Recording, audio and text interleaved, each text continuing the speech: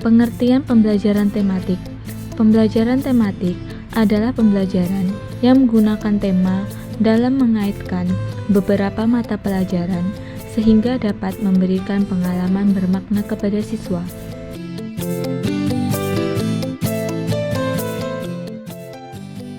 Ruang lingkup pembelajaran tematik. Ruang lingkup pembelajaran tematik meliputi semua KD dari semua mata pelajaran kecuali agama. Mata pelajaran yang dimaksud mencakup diantaranya Bahasa Indonesia, PPKN, Matematika, IPA, IPS, Penjaskes, Seni Budaya, dan Prakarya. Adapun tujuan pembelajaran tematik yaitu mudah memusatkan perhatian pada satu tema atau topik tertentu, mempelajari pengetahuan dan mengembangkan berbagai kompetensi muatan pada pelajaran dalam tema yang sama, memiliki pemahaman terhadap materi pelajaran lebih mendalam dan berkesan. Lalu ada pun landasan pembelajaran tematik, yaitu yang pertama landasan filosofis, di mana landasan filosofis ini dibagi menjadi 3 aliran, yaitu progresivisme, di mana bahwa segala proses kegiatan belajar dan mengajar antara guru dengan para peserta didik di sekolah harus menekankan pada pengembangan kreativitas dan menekankan pada fungsi kecerdasan peserta didik.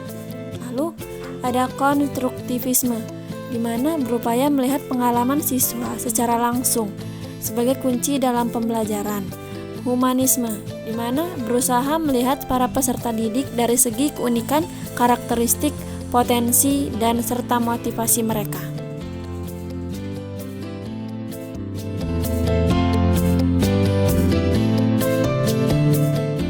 Landasan psikologis. Landasan psikologis dalam pembelajaran tematik berkaitan dengan psikologi perkembangan peserta didik dan psikologi belajar. Psikologi perkembangan diperlukan terutama dalam menentukan isi atau materi pembelajaran tematik yang diberikan kepada murid agar tingkat keluasan dan kedalamannya sesuai dengan tahap perkembangan peserta didik. Landasan yuridis. Landasan yuridis dalam pembelajaran tematik berkaitan dengan berbagai kebijakan atau peraturan yang mendukung pelaksanaan pembelajaran tematik di sekolah dasar. Landasan yuridis tersebut adalah Undang-Undang Nomor 23 Tahun 2002 tentang Perlindungan Anak yang menyatakan bahwa setiap anak berhak memperoleh pendidikan dan pengajaran dalam rangka pengembangan pribadinya dan tingkat kecerdasannya sesuai dengan minat dan bakatnya. Tahukah kalian, pembelajaran tematik memiliki beberapa karakteristik. Yang pertama, berpusat pada siswa, memberikan pengalaman langsung, pemisahan mata pelajaran tidak jelas, menyajikan konsep dari berbagai mata pelajaran, bersifat fleksibel, menggunakan prinsip belajar sambil bermain dan menyenangkan. Keunggulan dan kelemahan pembelajaran tematik. Tersedia waktu lebih banyak untuk pembelajaran, hubungan antar mata pelajaran dan topik dapat diajarkan secara logis dan alami. Dapat ditunjukkan bahwa pelajaran dengan sifat yang kontinu tidak terbatas pada waktu paket dan jam pelajaran. Guru bebas melihat masalah, situasi, atau topik dari berbagai sudut pandang. Pengembangan masyarakat, belajar terfasilitasi. Sedangkan keunggulan dan keuntungan pembelajaran tematik pada siswa diantaranya yaitu bisa lebih memfokuskan diri pada proses belajar daripada hasil belajar, menghilangkan batas semu antar bagian-bagian kurikulum dan menyediakan pendekatan proses belajar yang integratif, menyediakan kurikulum yang berpusat pada siswa yang dikaitkan dengan minat, kebutuhan, dan kecerdasan. Mereka didorong untuk membuat keputusan sendiri dan bertanggung jawab pada keberhasilan belajar, merangsang penemuan dan penyelidikan di dalam dan di luar kelas, membantu siswa membangun antara konsep dan ide sehingga meningkatkan apresiasi dan pemahaman. Selanjutnya ada prinsip-prinsip pembelajaran tematik. Yang pertama, prinsip penggalian tema. Artinya, tema-tema saling tumpang tindih dan ada keterkaitan menjadi target utama dalam pembelajaran. Yang kedua, prinsip pengelolaan tema. Artinya, guru harus menempatkan diri sebagai fasilitator dan mediator dalam proses pembelajaran. Yang ketiga, Ada prinsip evaluasi, yaitu menjadi fokus dalam setiap kegiatan dalam melaksanakan pembelajaran. Dan yang terakhir ada prinsip reaksi, yang artinya guru harus bereaksi aksi siswa dalam semua peristiwa. Selanjutnya ada implikasi pembelajaran tematik. Nah, di dalam implikasi pembelajaran tematik ini ada 5. Yang pertama, implikasi bagi guru. Yang kedua ada implikasi bagi siswa. Yang ketiga ada implikasi bagi sarana dan prasarana. Yang keempat ada implikasi terhadap pengaturan ruang. Dan yang terakhir ada implikasi terhadap proses pembelajaran. Selanjutnya, langkah-langkah pembelajaran tematik ada 3 tahap, yaitu tahap perencana. Yang pertama dan meliputi tahap perencana itu meliputi pemetaan kompetensi dasar, pengembangan jaringan tema, pengembangan silabus, dan penyusunan RPP. Yang kedua yaitu tahap pelaksana.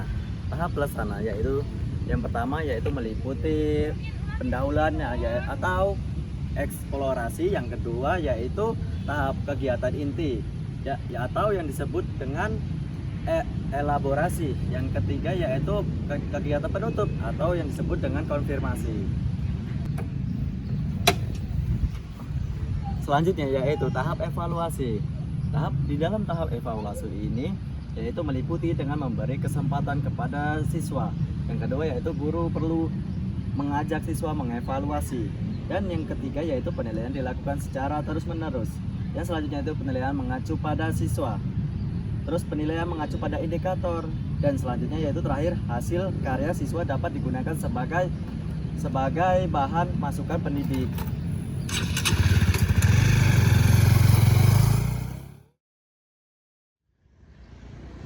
Mau tahu kelanjutannya? Ya ikuti aku. Selamat pagi, Bu. Pagi Bu Yuli. Saya pengen diskusi nih tentang model pembelajaran tematik, khususnya model keterhubungan, model jaring laba-laba, dan model terpadu. Menurut pendapat kalian, gimana sih model pembelajaran ini? Menurut pendapat saya, model jaring laba-laba itu sangat bagus untuk mengaitkan beberapa topik dari satu tema. Misalnya temanya air, bisa dihubungkan ke dalam mata pelajaran IPA, Bahasa Indonesia, dan Matematika. Nah, saya setuju nih sama Ibu Siska. Kemudian untuk model keterhubungan juga itu kita lebih fokus kepada keterkaitan antar mata pelajaran. Seperti contohnya materi energi dalam kota bisa kita hubungkan dengan materi dampak lingkungan dalam IPS. Nah, biasanya model terpadu ini mengambil pendekatan antar mata pelajaran. Model ini juga tuh biasanya menggabungkan beberapa mata pelajaran yang kemudian dipilih menjadi beberapa konsep. Nah, menurut kalian bagaimana sih cara pemetaan tema yang efektif? Untuk melakukan pemetaan tema, terlebih dahulu kita harus mempelajari tentang kompetensi inti dan kompetensi dasar terlebih dahulu. Kemudian setelah itu baru kita menentukan tema yang sesuai. Untuk menentukan tema ini juga kita bisa loh bekerja sama dengan peserta didik agar tema yang dipilih itu sesuai dengan minat dan bakat mereka. Jangan lupa evaluasi juga itu penting. Kita bisa mengambil penilaian pengetahuan, keterampilan, dan sikap siswa terhadap tema pembelajaran. Setuju? Mari kita terapkan model pembelajaran yang baik untuk meningkatkan hasil belajar siswa. Baiklah, terima kasih diskusinya pagi ini. Wah, saya lebih semangat nih untuk menerapkan model-model ini di kelas saya. Sama-sama. Semoga kita dapat memberikan yang terbaik ya untuk siswa-siswa kita. Baiklah, kalau begitu saya pamit duluan ya. Masih ada tugas nih. Baik Bu Yuli. Mari. Semoga lancar tugasnya. Mau tahu cerita selanjutnya? Yuk ikutin kami terus ya. Assalamualaikum warahmatullahi wabarakatuh. Waalaikumsalam warahmatullahi wabarakatuh. Terima kasih sebelumnya kepada Ibu Intan dan Ibu Witri yang telah menyempatkan hadir pada rapat pagi hari ini.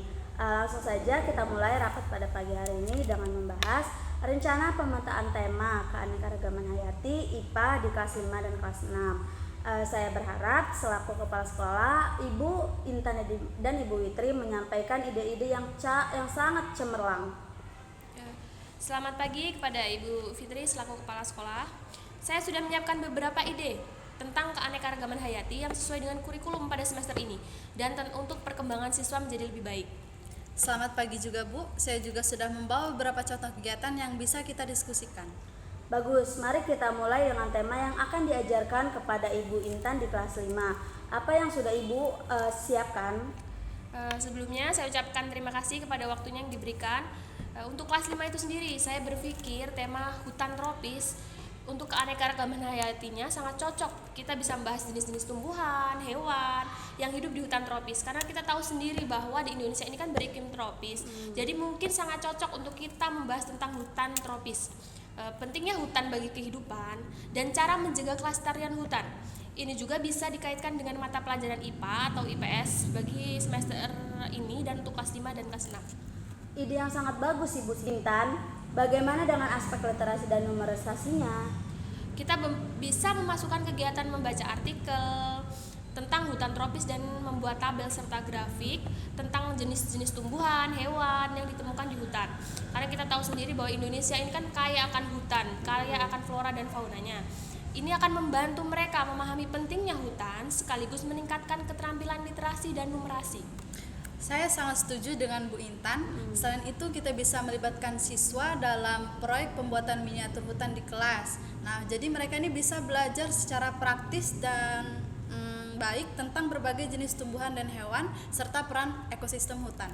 Ide yang sangat menarik dari Ibu Intan dan Ibu Witri. Lalu untuk di kelas 6, dari Ibu Witri sendiri apakah ada usulan yang lebih menarik atau yang ingin disampaikan? Untuk kelas 6 menurut saya tema keanekaragaman hayati Indonesia itu bisa menjadi pilihan yang baik Bu. Jadi kita bisa mengajarkan tentang berbagai jenis flora dan fauna di Indonesia termasuk spesies endemik yang hanya ada di negara kita. Itu ide yang sangat baik. Selain teori, kita bisa melibatkan siswa dalam kegiatan mengidentifikasi berbagai spesies tumbuhan dan hewan melalui gambar dan video. Ini bisa meningkatkan pengetahuan mereka secara visual dan praktis. Benar sekali dan sangat bagus sekali. Kita juga bisa mengaitkan tema ini dengan mata pelajaran Bahasa Indonesia, mata pelajaran IPA. Siswa bisa membuat laporan presentasi tentang flora dan fauna yang akan mereka pelajari, dilakukan di sekolah dan minta bantuan kepada orang tua untuk mencari tahu bagaimana perkembangan flora dan faunanya.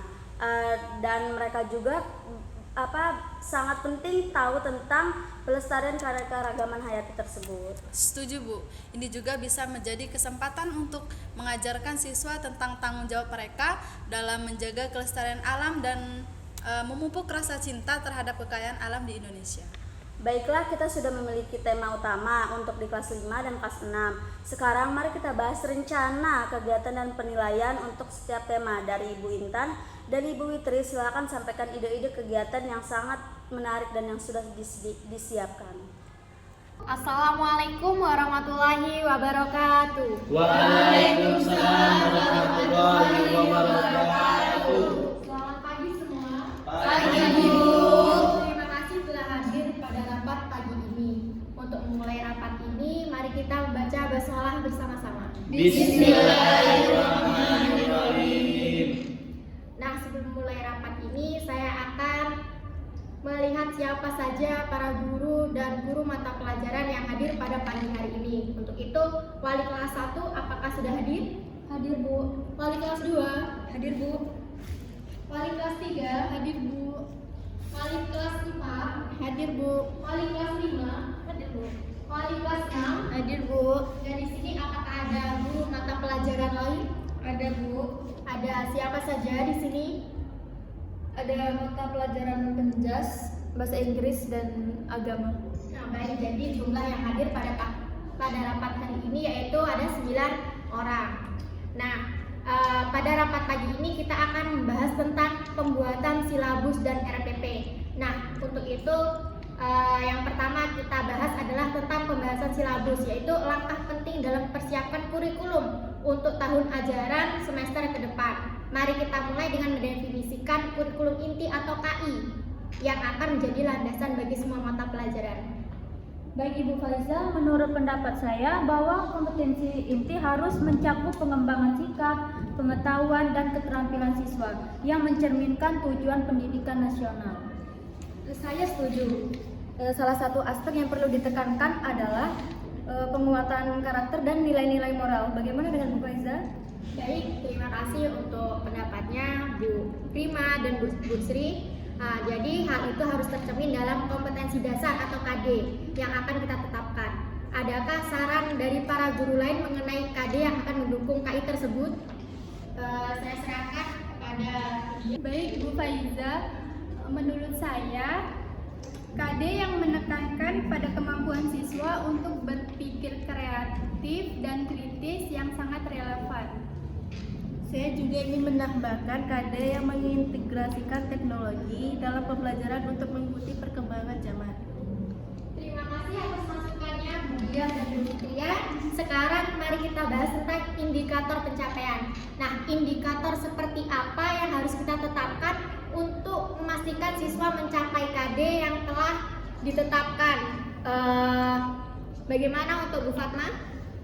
Baik, Ibu Faiza, pendapat saya indikator yang terukur dan dapat diamati secara jelas akan membantu guru dalam mengevaluasi kemajuan siswa. Benar. Dan kita memastikan bahwa indikator tersebut mencakup beragam aspek pembelajaran seperti pengetahuan, keterampilan, dan sikap. Bagaimana Ibu Faiza? Nah, bagus sekali Bu Fatma dan Bu Erlina. Nah, setelah itu kita akan perhatikan bagaimana penyusunan tentang penilaian dan evaluasi. Bagaimana menurut Bu Tania? Saya menyarankan untuk metode penilaian bisa menggunakan berbagai macam seperti tes tertulis, presentasi, dan juga proyek. Nah, kita menggunakan beberapa metode ini untuk mendapatkan gambaran yang komprehensif untuk kemajuan siswa. Bagaimana? Apakah Bapak Zaki ada tambahan? Kalau menurut saya, Bu Faiza, saya akan menggunakan evaluasi formatif secara berkala yang akan membantu kami dalam menyesuaikan strategi pembelajaran sesuai kebutuhan siswa. Nah, bagus sekali pendapat dari Pak Zaki dan Bu Tania. Nah, selanjutnya kita akan membahas tentang alokasi waktu dan evaluasi belajar. Bagaimana dari pendapat para guru yang lain? Baik, izin menambahkan ya Bu. Ini untuk menurut saya, alokasi waktu yang seimbang antara teori dan praktik ini akan memberikan kesempatan yang adil bagi siswa. Nah, untuk mengembangkan keterampilan mereka sendiri. Seperti itu. Bagaimana yang lain, guru yang lain? Menambahkan Ibu Dina. Dan dalam hal sumber belajar, kita perlu memastikan bahwa bahan-bahan yang digunakan relevan dengan konten pembelajaran dan dapat menarik minat siswa.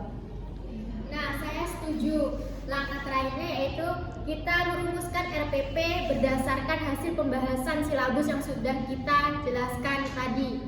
Nah, untuk itu siapa yang ingin memulainya?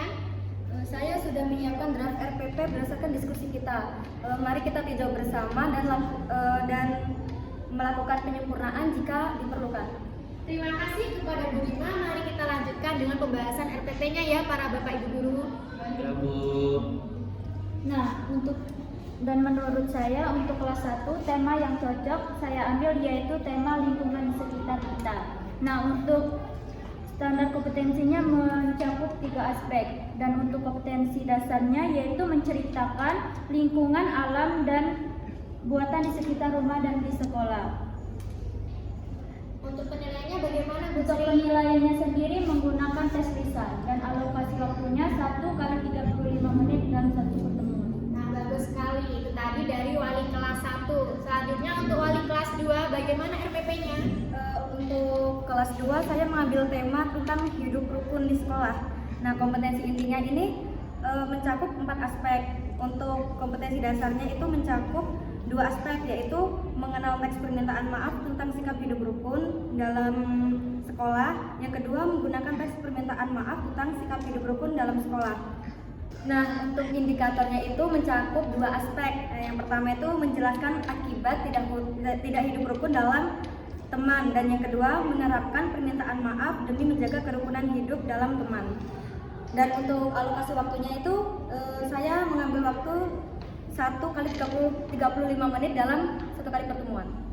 Nah, terima kasih untuk Bu Rima atas penyampaiannya dari wali kelas 2. Selanjutnya untuk wali kelas 3, mari kita dengarkan. Saya persilakan kepada Bu Dia. Baik, terima kasih untuk Bu Faiza. Saya wali kelas 3 mengambil tema petualangan di alam. Untuk kompetensi intinya ada 4 aspek. Untuk kompetensi dasarnya ada 4 aspek. Salah satunya menyajikan laporan tentang sumber daya alam dan pemanfaatannya. Untuk indikatornya membedakan hewan langka dan tidak langka. Alokasi waktunya bagaimana? Untuk alokasi waktunya 1 kali 35 menit. Nah, baik, terima kasih untuk dia sebagai wali kelas 3. Selanjutnya untuk wali kelas 4 saya persilahkan. Untuk kelas 4 sendiri mengambil tema tentang sikap kepahlawananku. Kompetensi intinya itu ada empat aspek, dan untuk kompetensi dasar dan indikatornya itu ada 4 aspek juga. Salah satunya menunjukkan perilaku sopan, santun, toleransi, dan peduli dalam melakukan interaksi sosial dengan lingkungan dan teman sebaya. Alokasi waktunya itu ada 1 kali 35 menit dalam satu pertemuan. Baik, terima kasih untuk wali kelas 5 yang disampaikan oleh Bu Fitria. Selanjutnya untuk wali kelas 5 saya silakan kepada Bu Fatma. Baik Ibu Faiza, untuk materi pada kelas 5 yaitu kami mengambil tema inovasi dan teknologi, di mana kompetensi inti ini terdapat 4 aspek.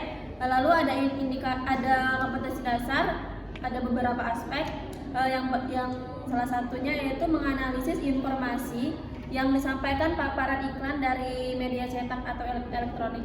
Nah, lalu ada indikatornya yaitu mengidentifikasi kata kunci yang terdapat pada iklan tersebut. Alokasi waktunya yaitu 1 kali 35 menit. Baik, terima kasih kepada wali kelas 5 yaitu Bu Fatma. Yang terakhir yaitu untuk wali kelas 6 saya persilakan kepada Bu Erlina. Untuk kelas 6 sendiri mengambil tema globalisasi dan cinta tanah air. Untuk kompetensi intinya ada 4 aspek. Kompetensi dasarnya ada 2, yaitu keberagaman sosial, budaya, dan keanekaragaman sosial. Indikator pencapaian kompetensinya ada keberagaman ekonomi masyarakat dan keberagaman ekonomi masyarakat. Nah, untuk alokasi waktunya 1 kali 35 menit. Untuk penilaiannya itu dalam bentuk tes tertulis. Terima kasih untuk Bu Erlina sebagai wali kelas 6. Nah, itu tadi kan yang dari wali kelas. Nah, selanjutnya yaitu dari guru mata pelajaran. Saya di sini minta untuk Bapak Zaki dapat menjelaskan RPP-nya. Silakan kepada Bapak Zaki. Baik, terima kasih Bu Faiza.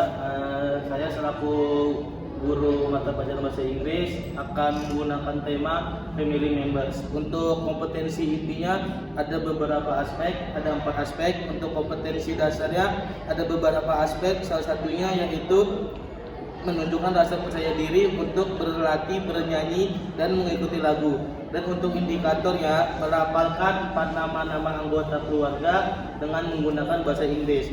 Dan untuk alokasi waktu saya menggunakan 2 kali 35 menit dalam 1 kali pertemuan. Dan untuk sistem penilaian saya menggunakan tes tertulis di sana. Baik, terima kasih. Bagus sekali ya dari Pak Zaki ini. Selanjutnya dari guru mata pelajaran lain, silakan untuk Bu Dina dari guru pendidikan agama. Baik, dari sini saya menyusun RPP ini dengan mata pelajaran SKI, yang itu alokasinya akan saya gunakan 2 jam sekali pertemuan. Nah, di sini kompetisi inti ini saya memasukkan KI, 4 KI ini saya masukkan semuanya. Salah satunya yaitu menerima dan menjalankan menghargai ajaran agama Islam. Kemudian kompetisi dasar ini saya masukkan ada beberapa kompetisi dasar. Salah satunya yaitu seperti menghayati nilai-nilai positif Nabi Muhammad SAW. Kemudian untuk metode pembelajaran ini saya menggunakan metode diskusi dan tanya jawab. Lalu medianya saya akan menyesuaikan dengan mata pelajaran tema-temanya. Nah, baik, bagus sekali untuk Bu Dina. Selanjutnya yang terakhir dari guru mata pelajaran olahraga yang akan disampaikan oleh Bu Tania. Silakan kepada Bu Tania. Baik, terima kasih kepada Bu Faiza. Di sini saya mengambil judul permainan olahraga infansi, di mana saya memasukkan 4 kompetensi inti yang sudah tertera dan juga kompetensi dasarnya ada beberapa. Di sini saya mengambil mempraktikkan salah satu gerakan-gerakan yang ada dalam olahraga. Penilaiannya saya menggunakan penilaian secara taktik. Kemudian alokasi waktu dalam satu pertemuan itu saya mengambil 35 menit. Nah, baik, itu tadi penjelasan RPP dari masing-masing guru wali kelas dan guru mata pelajaran. Nah, setelah pembahasan silabus dan RPP itu tadi, apakah di sini ada yang ingin menyanggah atau menambahkan dari hasil pembahasan tadi? Bagaimana kepada para bapak dan ibu guru? Mungkin sudah cukup. Mungkin nanti kalau misalnya ada perubahan atau tambahan, mungkin kita bisa melakukan rapat. Nah, baik, terima kasih kepada bapak dan ibu guru. Jadi itu tadi pembahasan dari rapat pagi ini ya bapak ibu guru ya. Dan terima kasih atas waktunya. Kita ucapkan hamdalah bersama-sama. Alhamdulillahirabbil alamin. Terima kasih atas waktunya. Selamat beraktivitas kembali. Saya Agi. Wabillahi taufiq wal hidayah. Wassalamualaikum warahmatullahi wabarakatuh. Waalaikumsalam warahmatullahi wabarakatuh. Ayo guys, sekarang kita akan membahas tentang strategi dan pembelajaran tematik. Assalamualaikum Bu Pina, Bu Endang. Waalaikumsalam Bu Tami. Mumpung kita lagi ngumpul, mending kita membahas tentang strategi dan pembelajaran tematik. Boleh, Bagaimana? boleh. Ada yang punya pendapat? Nah, saya juga dari kemarin sudah memikirkan Bu tentang ide yang akan kita gunakan. Nah, di sini saya mempunyai satu tema yaitu tentang lingkungan di sekolah di sekitar kita. Ya. Menurut ibu-ibu bagaimana? Bagus itu. Menurut saya tema lingkungan sekitar kita itu dia bisa mencakup beberapa mata pelajaran. Nah, nanti misalnya saya bisa menggabungkan pelajaran matematika tuh. Nah, jadi di dalam pelajaran matematika saya bisa meminta siswa untuk melakukan pengukuran ataupun perhitungan seperti itu, Bu. Setuju, saya setuju. Nah, selanjutnya kita langsung membuat strategi pembelajaran. Bagaimana? Nah, di sini Bu, saya pikir kita akan menggunakan pendekatan berbasis proyek. Jadi nanti siswa itu akan membuat proyek lingkungan, terus mereka mengamati lingkungan di sekitar mereka sendiri. Ya, sekitar sekolah sini ya Bu ya. Bagus, itu bagus. Nanti saya juga bisa dalam pelajaran MTK nih, siswa bisa mengukur, contohnya mengukur tinggi pohon, kemudian menghitung luas taman sekolah, seperti itu. Jadi pembelajaran itu bersifat kontekstual dan menarik untuk siswa. Iya benar sekali. Iya, pendekatan untuk berbasis proyek itu emang sangat efektif untuk siswanya karena itu kan melibatkan siswa maupun gurunya dan juga dia bisa lebih efektif karena ada juga tentang lingkungan. Setuju Bu Tami. Kita juga bisa menggunakan tumbuhan di sekitar kita, terus juga serangga yang ada di lingkungan sekitar untuk proyek-proyek yang sederhana yang dibuat oleh kita sendiri. Bagaimana? Oke, bagus. Terus kita juga bisa dalam pelajaran MTK kita bisa membuat lembar kerja. Nanti lembar kerja itu berisi soal-soal tentang pengukuran panjang dan luas. Nanti siswa bisa belajar secara berkelompok dan berdiskusi dengan teman-teman sekelompoknya. Bagus sekali. Sekarang kita membuat materi pembelajaran itu lebih spesifik. Tadi kan kita menggunakan menggunakan temanya lingkungan sekitar kita. Ya benar. Nah, untuk materinya kita mau masukin apa aja ya? Ada IPA, Bahasa Indonesia sama matematika. Untuk bahasa Indonesianya bagaimana Bu Pina? Nah, jadi begini Bu, untuk bahasa Indonesianya. Nanti kita bisa memasukkan materi tentang menulis laporan hasil observasi. Jadi siswa nanti akan belajar cara menulis laporan yang baik dan benar. Kalau MTK nanti kita bisa memasukkan materi tentang pengukuran dan perhitungan tadi. Itu Bu. Jadi nanti siswa bisa menyajikan hasil dari data-data yang mereka kumpulkan itu dalam bentuk tabel ataupun grafik. Ya, untuk IPA juga kita bisa melihat ekosistem ya, untuk melihat tumbuhan di sekitar lingkungan sekolah ini. Baik, jadi untuk sekarang saya akan memulai ya Bu untuk menyusun rencana pembelajarannya. Oke, saya juga nanti akan mulai menyusun. Terima kasih ya Ibu Vina. Baik, sama-sama Ibu Tami. Bu Endang. Kita sudah membahas tentang strateginya dan pembelajarannya untuk tematiknya ya. Nah, nanti kita akan mengadakan rapat minggu depan ya. Sampai berjumpa di minggu depan, Ibu Vina, Bu Endang. Sampai jumpa juga Bu Tami. Terima kasih.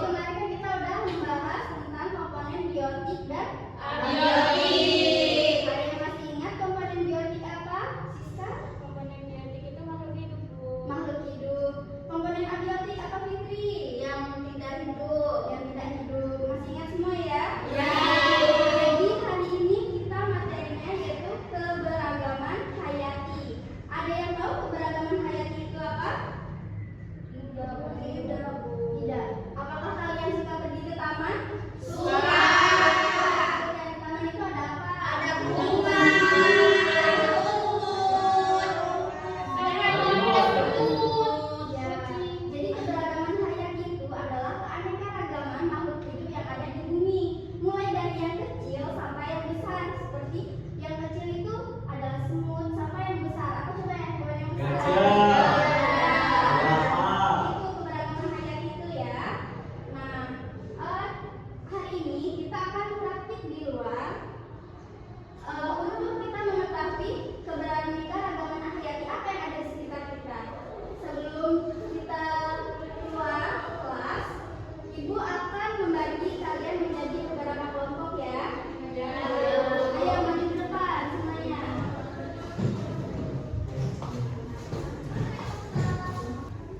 Jadi Ibu di sini ada game.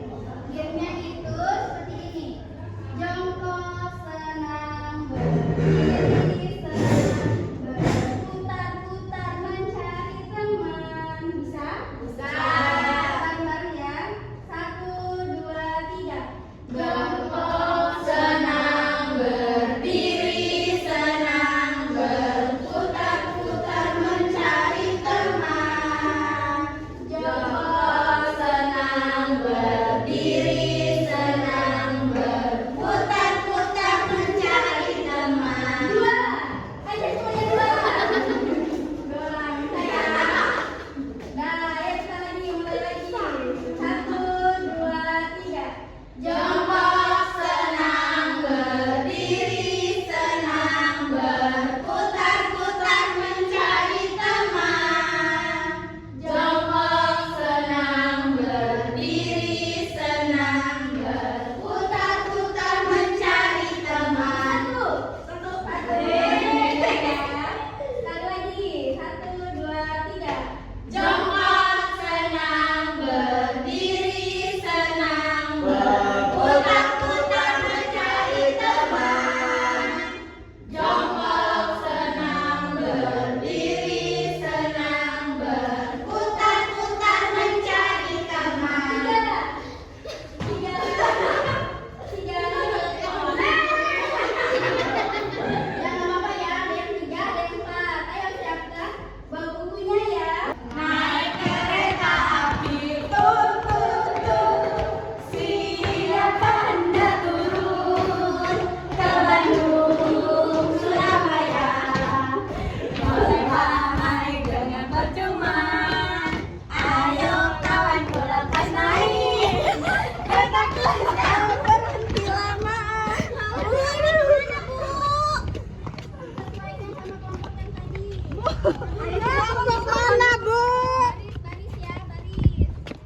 Baris teman-teman. Awas lompat. Bukan rimba. Tadi kelas sudah belajar tentang pengertian atau keberagaman hayati. Kita sudah ada di alam sekitar kita.